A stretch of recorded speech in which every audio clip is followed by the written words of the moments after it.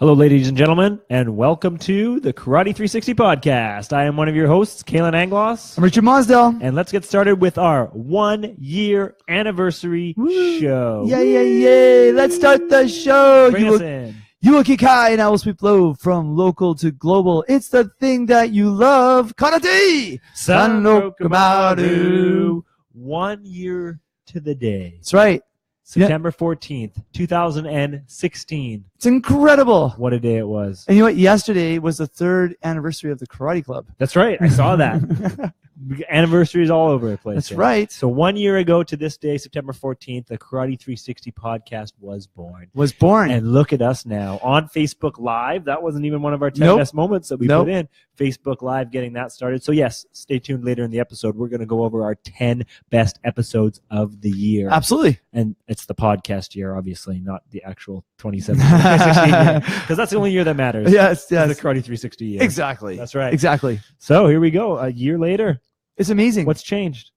I think we're definitely better at this. Oh, for sure. Yes. You're just flying, jiving, I don't even grooving. remember the first 5 or 6 were practicing, and then we did it after that, and we're like, all right, this is going to live on the internet forever. Yeah. Now I'm like, I just don't care. Whatever. Yeah. Let's go. Let's just get it on. Yes, and now, so much has happened. Something else that we've discussed before on the podcast, but we didn't put in the 10 best, is all the different podcast names that we thought of before we landed on Karate 360. Let's just go through some. Let's just see what we had. We had, I know we had Sensei Says was one of the I had there. We had Karate Banter. Karate Banter. That came close to being it. It was very close. The podcast. That's name. right. That's right. Man, we did have a whole bunch of those names. I think I still like Karate 360. Karate 360 is just perfect, and it's stuck way up there. Yeah, I can't remember. We had so many in there. We had like Chop Talk, Karate Chop Talk. That's right, Chop Talk. Yeah, just a bunch of names, but we landed on the Karate 360 podcast, and here we go. You know, I'm quickly looking this up because do you have it written down? I have it written down. Really? Yeah. I do remember you sent a list to me. That's the song. That's the song. That's the other thing that was birthed from you. Actually, you thought of that one on your bicycle. Yeah, that's right. On my bicycle. I deleted it. That's okay. That's okay. We went over quite a few. Yeah, we landed on Karate 360, and that's all that matters because now it's stuck, and there it is. That's right. I'm on my bicycle. I always come up with poems and lyrics and stuff. Clearly. Yeah. I'm riding and listening to stuff, and I just start blah, and it comes out, and I just came out with it. So I think it's good. Yeah, it's fun. It's fun. And today, one of the girls came and said, "Are you gonna do the podcast tonight?" I'm like, "Yep." Of course, it's Thursday night. You should. Karate 360. Yep. I said, "Do you know why we go San no Kamaru?" She's like, "No." I'm like, it's a secret.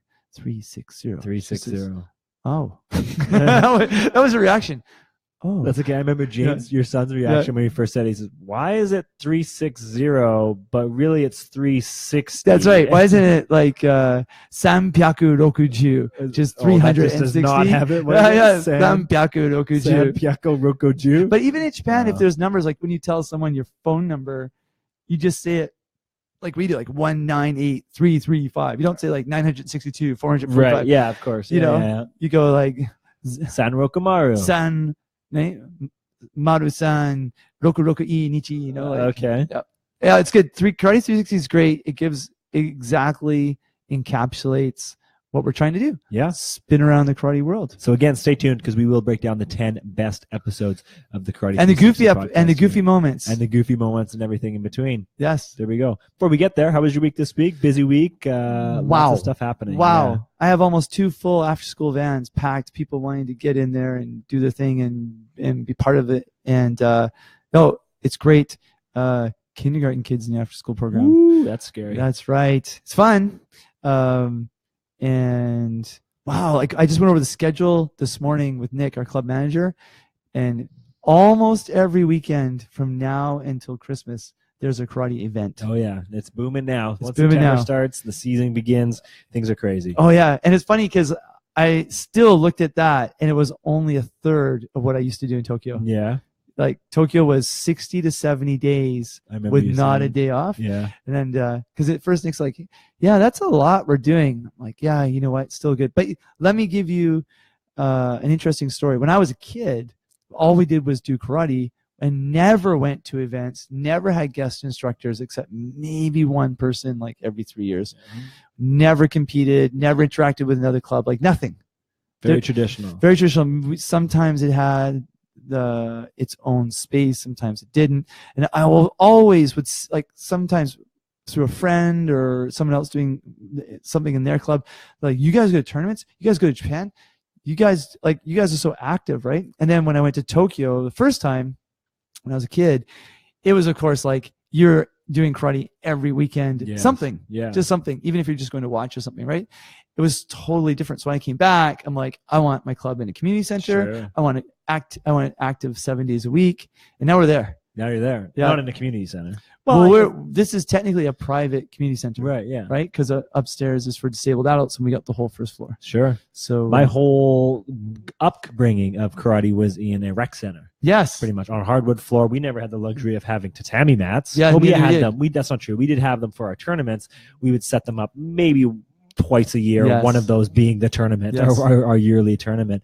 So on the wooden floors in the rec center, completely different experience. There wasn't there wasn't any pressure to compete when I was coming up, but there was a few people like Coach Pam now and a few other people that would compete, and so we just kind of followed suit in that. But it was never something that was, even recommended or even really pushed up on us. It was just kind of here's your well, a lot of clubs like that, if one person's really hot on the idea of competition, it drags everybody else along. Yeah, for sure. And only that person had somebody who they were dragged through, right? And it's just a domino effect. It's a domino effect. Yeah. The thing is, how can you institutionalize or make it a program instead of just based on a person? Yeah.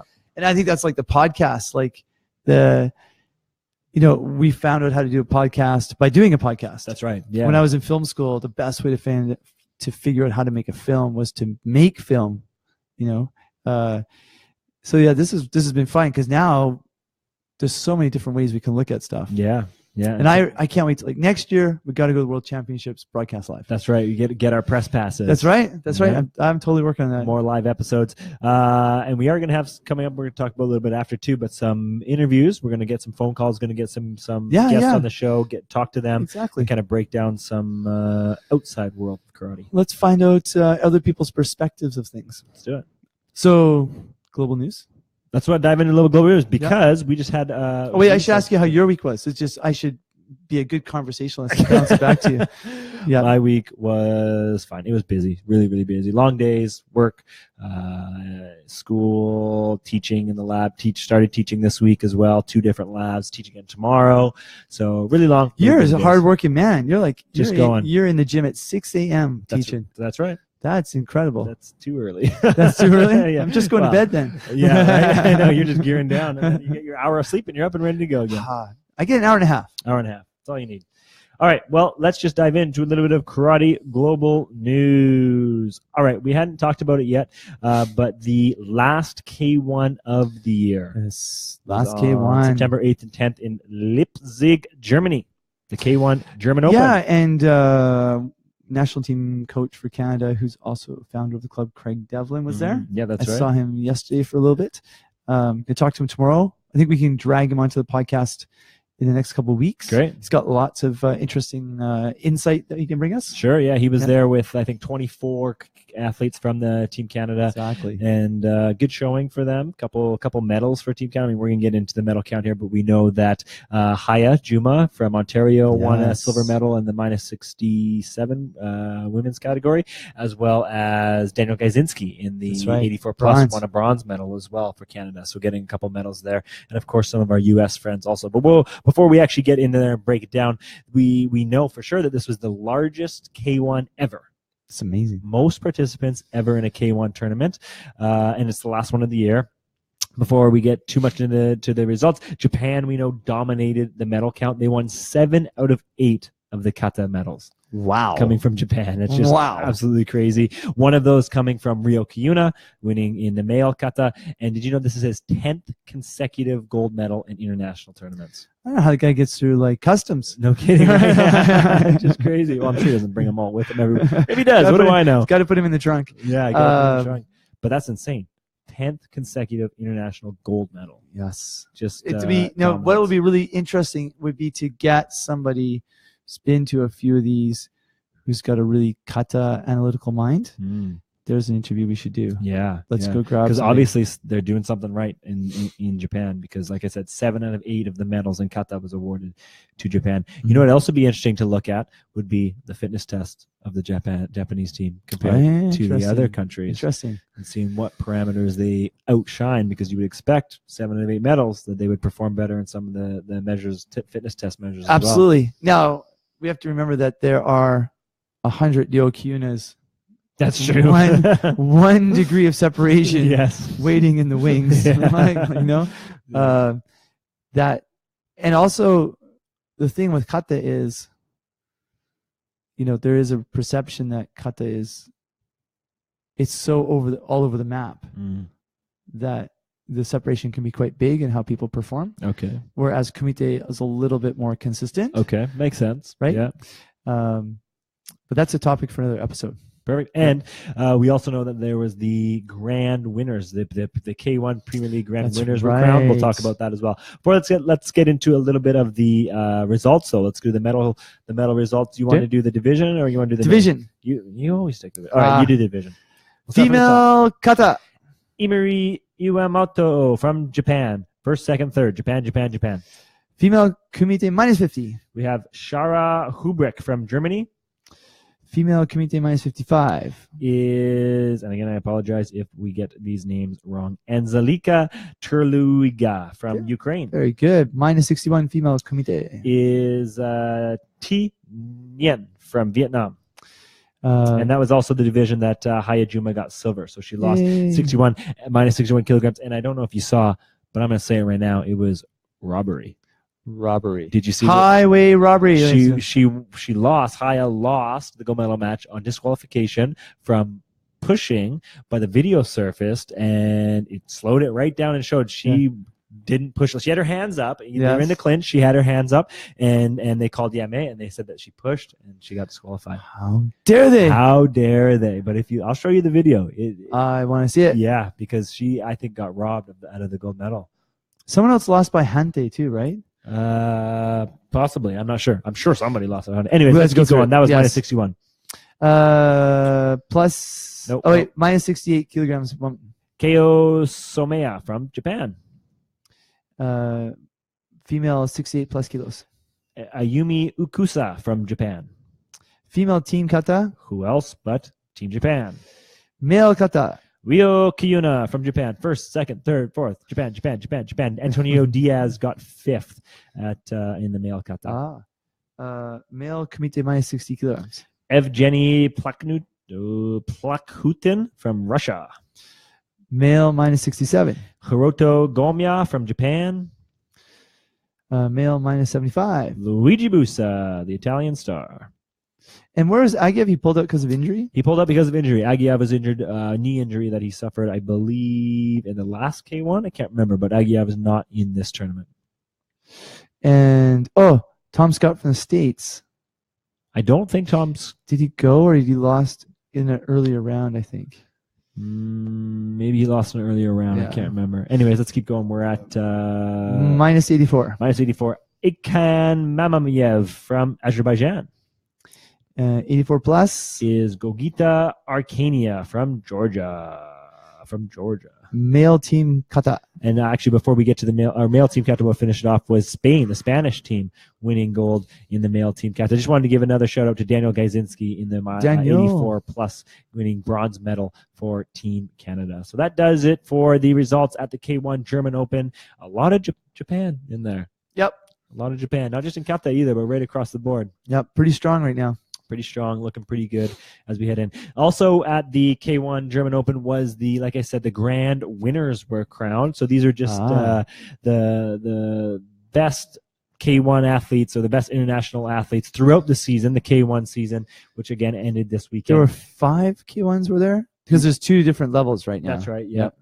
So there was 5 of them. And so in each division, there was a grand winner. They don't call it a grand champion, but a K1 Premier League grand winner was crowned. So we're just going to go over that here. This time I'll do the division, you do the grand winner. So again, these are the grand winners for the K1 season. Okay.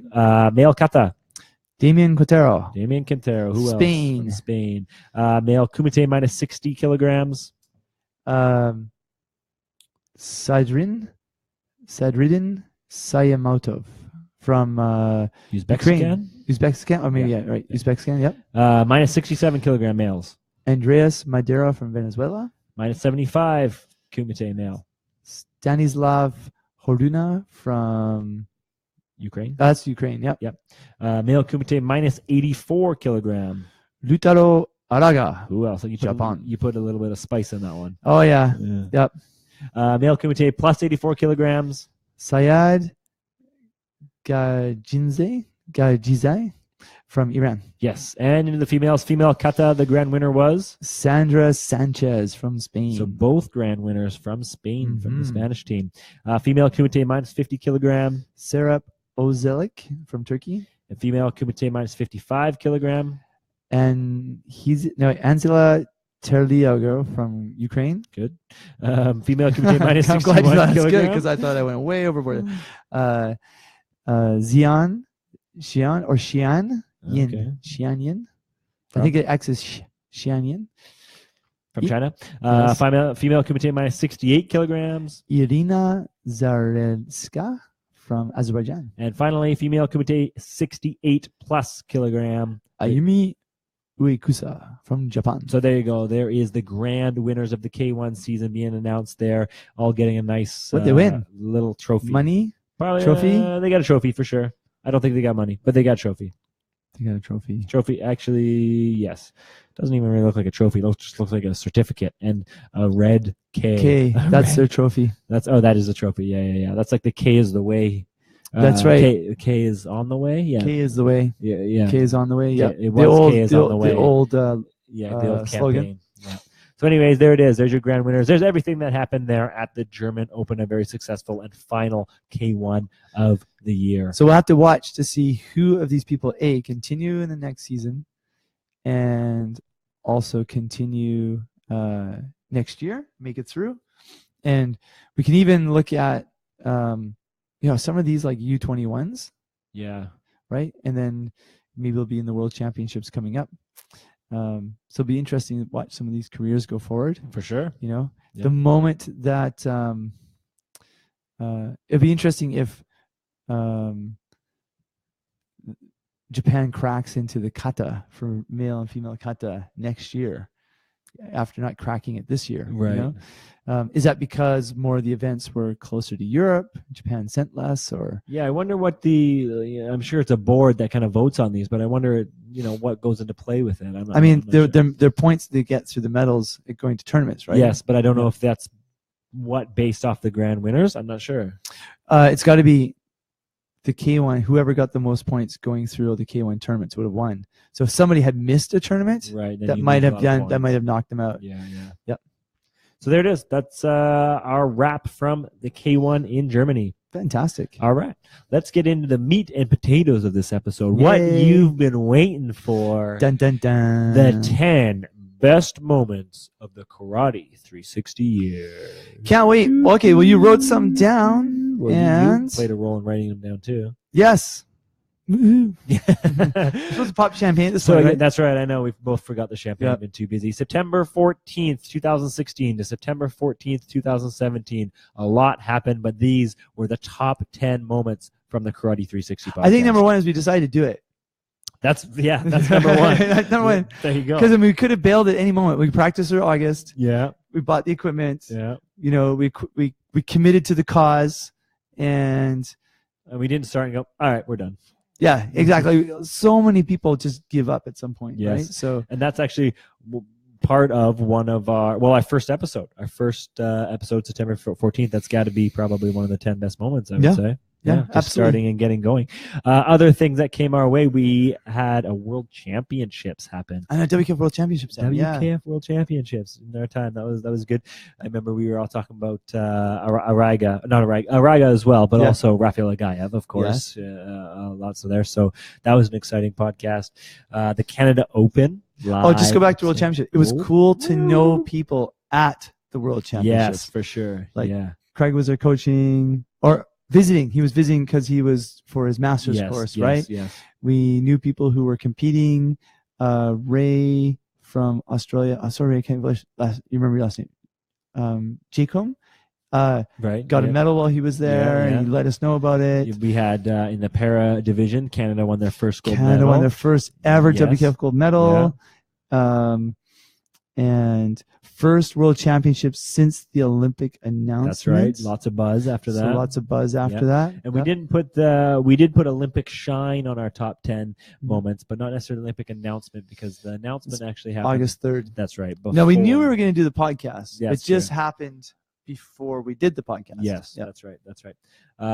Yes, moving on to the Canada Open. We had a live episode. That's right. You grabbed me off the floor on the side. And, that's right. That's right. We had Rodney join us as well. You could hear the tournament going on in the background. Canada Open was obviously a great success all around. That was neat, because I remember running the tournament. You're like, I'll come get you when you're ready. You had it all organized. You're really cool about it. But then all the equipment was just like on a bench. Yes. Right there. Like, hey, we're going to do it. And then I would leave it, go coach, and I'd come back. But I hope the equipment it's all there. My computer's fine. Nobody touched it. World Karate Day happened. Yes. Combined with, Canada's presentation was the Canada Open Kata. That's right. The Canada Open Kata. That's what Canada sent. Which was, for the World Karate Day. So that was great. That was June 17th. That's right. And the Canada Open tournament that we put on was June 3rd. Yes. Near Vancouver at the Richmond Olympic Oval. Yeah, and one of my favorite episodes that we did in the year was the Karate Problems episode. Oh, yes. Where we really dug deep in what the problems of karate were. Yes. What were some of the problems that we talked about? It was the style divisions. That's right. The division between the divisions. Yep. I don't know. Go back and look at the episode. You guys can listen to it. I think some of it was, are we being stuck in the past, or are we being more flexible going forward? That's it for sure. Yeah. Right? We talked a lot about sport karate and how much it's even kind of come up. Evolved recently. into its own style. Yes, WKF karate has evolved into its own style. Yeah. We had a podcast on the road, in the car. Oh, that's right. On the ferry.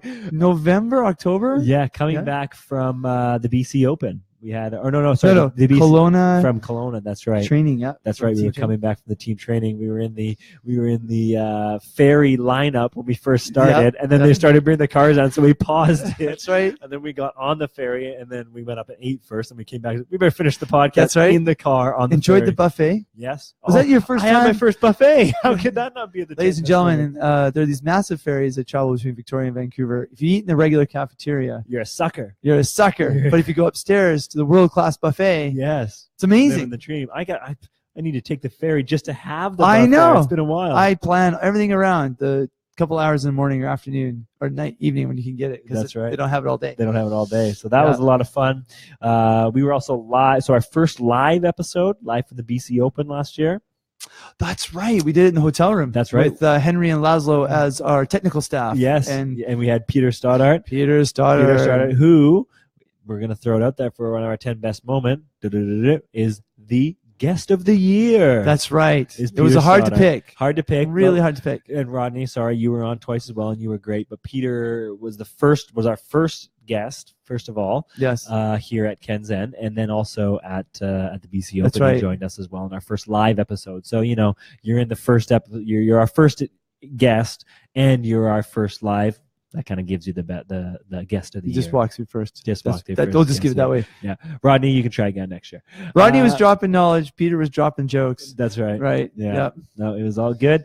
What else we got here? We were live from the National Championships. That's right. Quebec we were live City. from the National Championships. Yeah. Holy cow, we get around. Yeah, we've done a lot. Yeah.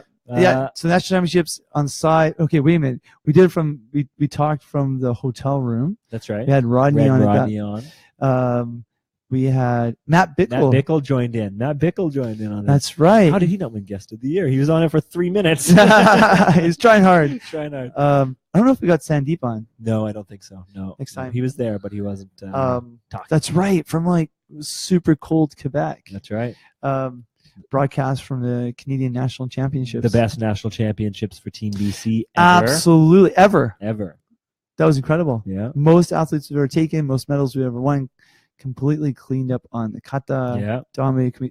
People are still talking about it, especially me. And then also one of our, we put it in our 10 best moments, but it's more for like podcast flavor, what we brought to the podcast and how it evolved over the years. So a couple things that we thought about was, first of all, our hopeless beginnings, where we had recorded the first episode, or at least we thought we recorded the episode. We just like, oh, that's practice. And then as soon as we finished, I said, Richard, I screwed up. And I was cool with it. Yeah. I was like, oh, phew, that one doesn't go out. Okay. Yeah, because we were terrible. Yeah. But I think one thing we learned is not to read, I especially mean like not to give a lecture about karate. Yeah. Like, here are the globalization 5 or 6 phases. Let me go through everything. You're like, yeah. It has to be a banter show. It has to be a banter show. And that's also something we realized, that we're not necessarily an interview show. We like to do short clips of interviews. We like to have guests, but it's more of a banter and a talk. We definitely want to interview people. Yes. We will reach out to us. We'll interview you. We'll do it over the phone, and we'll include the best part of that interview in the show. Yes, but we're not just a sit down and talk and interview type of show.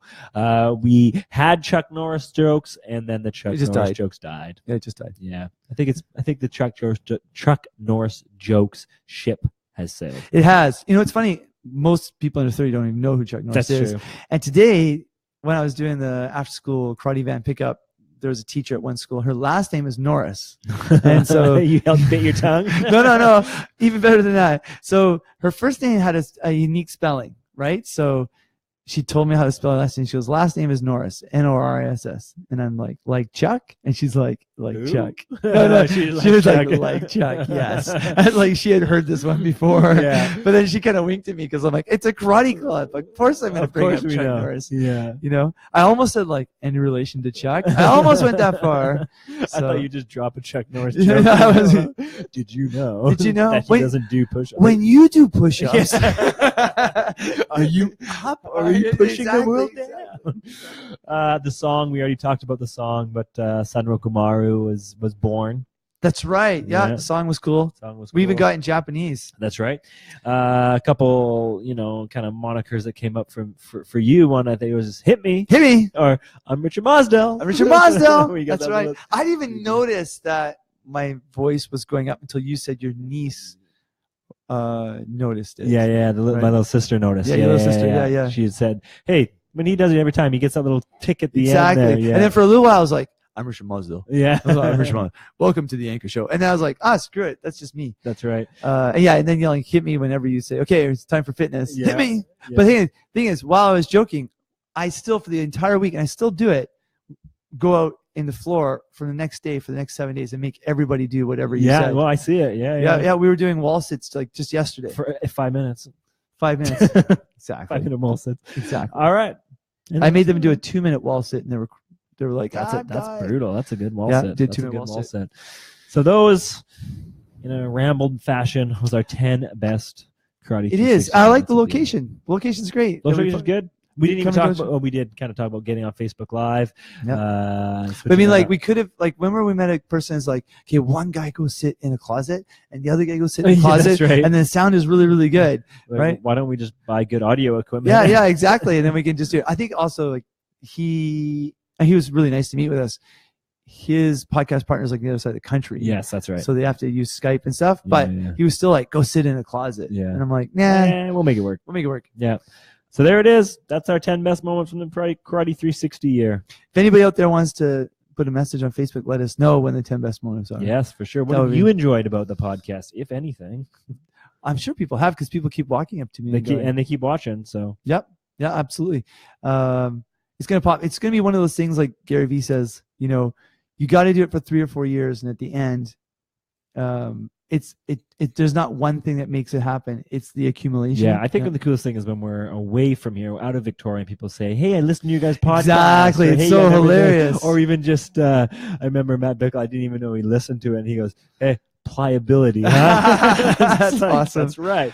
Right on, Matt. Yeah. No, it's gonna be good, and I think we're gonna have a bit more interesting value as we bring some more people on to chat with them. Absolutely. But we're not going to bring people on and go, can you tell me where you started karate? Yeah. I'm not interested What is your favorite karate? I'm like, what's the greatest thing about karate for you now? What's the problem with karate? What's the problem with karate? Yeah. Like, if you want to be on the show, dig deep. We're going strong and hard. Absolutely. Tell me your truth. Tell me what you want. Exactly. All right. There it is, our 10 best moments of the year. Fantastic. Thanks for tuning in, guys, to all of our episodes. Yeah. This one's just about wrapping up. Before we do wrap this one up, though, just a couple upcoming tournaments that we want to discuss. September 16th is the Junior Cadet and U21 Mediterranean Championships. I want to go to that. In Morocco. September 23rd, 24th is Series A in Turkey. And then October 26th to 29th is a big World Championships, World Cadet, Junior, and U21 Championships in Spain. Fantastic. That's going to be a big one. So those are just some upcoming tournaments on that list. By the way, we can talk about next week, but it was confirmed, officially confirmed that Paris will hold the 2024 Olympics and LA will hold 2028. And we should know something in the next couple of days if karate is on the schedule for 2024. Perfect. Yeah, it might even be announced, and we just got to go check it right now. But today's thing was announcing it to two cities. I saw that. Yeah. So there it is. So we might have some news hopefully next week where karate's at with 2024. Perfect. So don't forget to tune in to these live episodes Thursday nights. We try and get them around 9 o'clock, maybe a little bit after. That's a cliffhanger. I'm leaving a cliffhanger up there. You'll never know. You have to tune in. You have to tune in next week to find out. Yeah. Don't Google it. Make it into the Olympics. Yeah. Again. Don't Google it. That's what we have to say now. Don't Google it. Don't Google it. Don't ask Siri. That's right. Don't ask Siri. It'll hurt your eyes. That's right. Don't stare at it directly. All right. That pretty much does it for this episode of the podcast. Absolutely. Thanks for tuning in, guys, all across the year. We do appreciate all your comments, likes, shares, all that kind of stuff, guys, joining our conversation about karate and bringing out the best in the karate world. Share. Absolutely. Share and subscribe. Subscribe to our YouTube channel. Perfect. All right, guys. Thanks for tuning in. I'm Kalan Anglos. I'm Richard Mosdell. And we will talk to you guys next time. San Rokumaru.